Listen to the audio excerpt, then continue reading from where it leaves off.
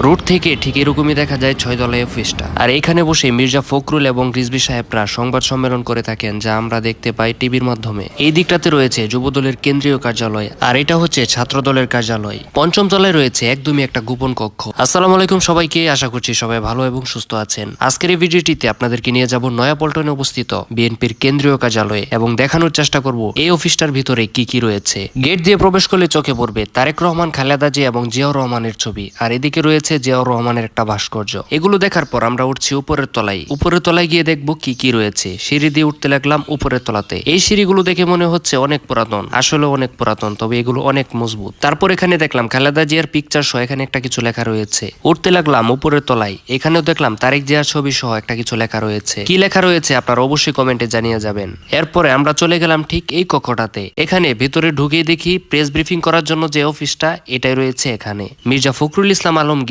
রিজভী সাহেব এবং আব্বাস সাহেবরা এখানে বসে সংবাদ সম্মেলন করে থাকেন। এখন হয়তো তারা বিভিন্ন জায়গায় প্রোগ্রাম করে থাকেন, তবে আগের দিনগুলোতে তারা এইখানে বসেই সংবাদ সম্মেলন করত। দেশের নানান ইস্যুতে তারা সাংবাদিকদেরকে ডাকতো এবং তাদের নিজেদের অবস্থান জানান দিত। এই অফিসটা হয়তো আগে এতটা উন্নত ছিল না, তবে এখন অনেকটা সংস্কার কাজ করা হয়েছে। আগেকার দিনগুলোতে তাদেরকে যখন দেখতাম প্রেস ব্রিফিং করতো, তখন এই কক্ষটাতেই দেখতাম প্রেস ব্রিফিং করতো, কিন্তু এখন নানান জায়গায় তারা প্রোগ্রাম করে থাকে, তাই সাংবাদিকদেরকে এখন দেখাই যায় না। এখানে কিছুক্ষণ অবস্থান করার পর চলে যাচ্ছে উপরের তলায়। উপরের তলায় গিয়ে দেখলাম এখানে একটা জিয়াউর রহমানের পিকচার সহ কিছু একটা লেখা রয়েছে। উপরের তলাতে অনেকগুলো অফিস রয়েছে। এখানে যুব দলের অফিস রয়েছে, ছাত্র দলের অফিস রয়েছে, তারপরে কৃষক দলের অফিস রয়েছে। আপনারা এখন যে অফিসটি দেখতে পাচ্ছেন এটা হচ্ছে জাতীয়তাবাদী যুব দলের অফিস, অর্থাৎ এটা হচ্ছে জাতীয়তাবাদী কেন্দ্রীয় কার্যালয়। এখানে অঙ্গ সহযোগী সংগঠনের যতগুলো অফিস রয়েছে সবগুলো হচ্ছে কেন্দ্রীয় কার্যালয়। কেন্দ্রীয় কার্যালয়ের পাশে রয়েছে মহানগর উত্তরের কার্যালয় এবং এর পাশে রয়েছে ঢাকা মহানগর দক্ষিণের কার্যালয়। এখন আপনাদেরকে দেখাবো জাতীয়তাবাদী ছাত্র দলের কেন্দ্রীয় কার্যালয়। এই যে এটাই হচ্ছে জাতীয়তাবাদী ছাত্র দলের কেন্দ্রীয় কার্যালয়। এখানে বসেই কেন্দ্রীয় নেতারা তাদের পার্টির কাজকর্ম করে থাকেন। এই অফিসটা বর্তমানে বন্ধ রয়েছে, একটু পরে হয়তো খুলবে, এখন বন্ধ রয়েছে। একটু আগে যে আপনাকে বলেছিলাম পাশে অবস্থিত ঢাকা মহানগর দক্ষিণের কার্যালয়, অর্থাৎ কেন্দ্রীয় কার্যালয় ছাড়াও ঢাকা মহানগর দক্ষিণ এবং উত্তরের কার্যালয় এখানে অবস্থিত।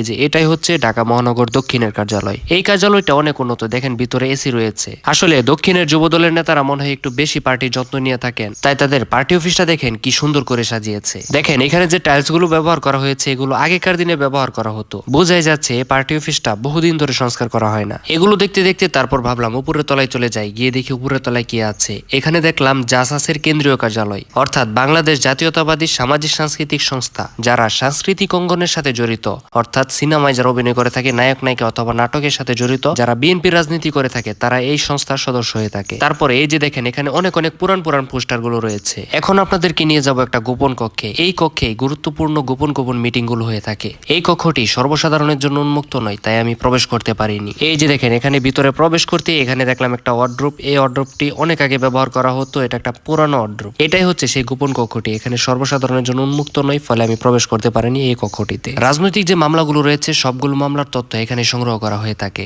একটু পরে আপনাদেরকে নিয়ে যাব জিয়া স্মৃতি পাঠাগারে, যেটা 6ষ্ঠ তলায় অবস্থিত।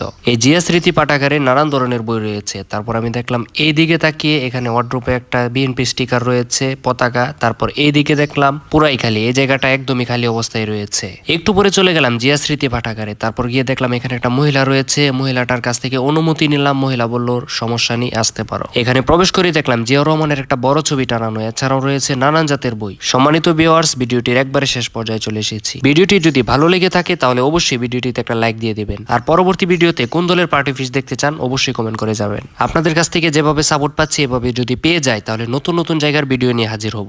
সবাই ভালো থাকবেন, সুস্থ থাকবেন। আল্লাহ হাফেজ।